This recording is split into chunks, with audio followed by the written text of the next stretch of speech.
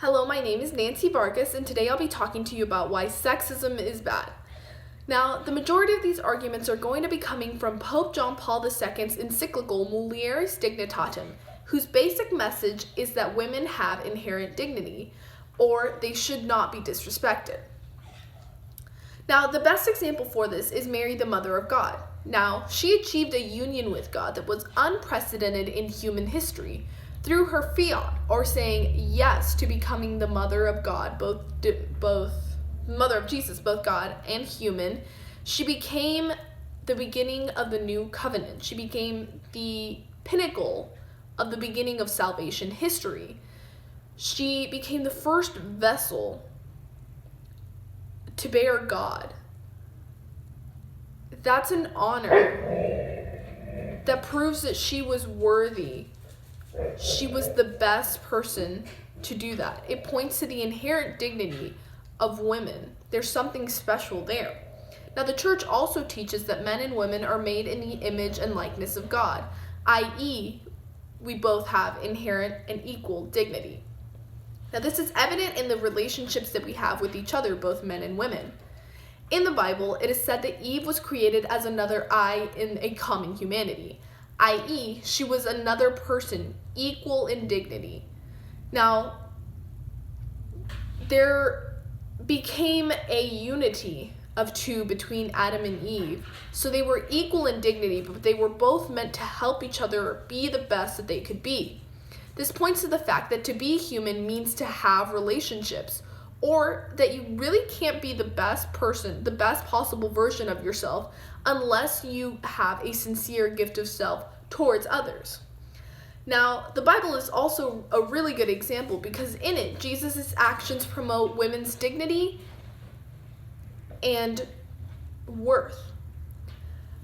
There are often multiple accounts of women receiving abundant graces or being main characters in parables, something which was unheard of at that time. Now, it also became evident that women were equally capable of receiving divine truth. For example, Mary Magdalene was the first person to see the risen Christ. That was an honor not bestowed upon a man, but upon a woman. This points to her inherent dignity. Now, this dignity is also evident through motherhood. Motherhood is essentially the manifestation of a woman and a man's gift of self towards each other.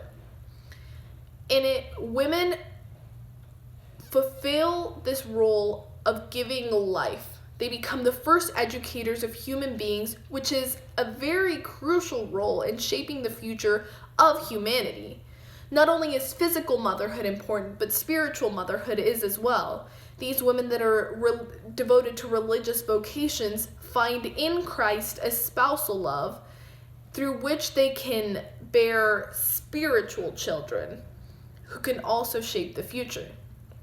So that also points to the importance and dignity of women. Sexism, as we can see, towards women is unfounded and instead diminishes both the true dignity of man and women. Now, this is all in contrary to what society says today. They tend to tell us that women's worth is all in their appearances. Oh, she's a little overweight. Oh, her hair doesn't look really good. Something silly like that, as if we are somehow less than men and our worth is determined by our looks.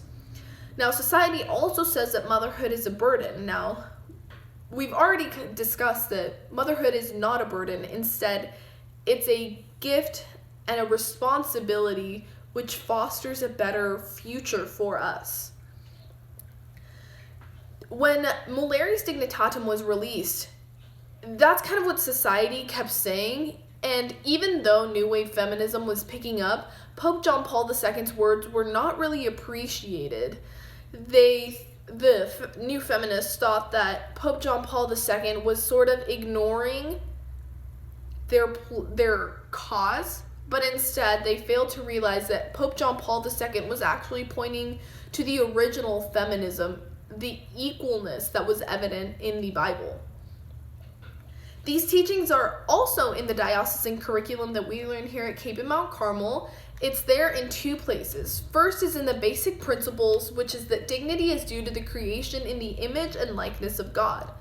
It is also in Pope John Paul II's monumental contributions and continuing influence, in which Mulieris Dignitatem is explicitly stated. So, in the end, it is quite clear to see that women and men are equal to each other, and women deserve a respect that is often not inscribed to them by society. But if we just look back to the old feminism that is the Bible, we can see that women do indeed have inherent dignity.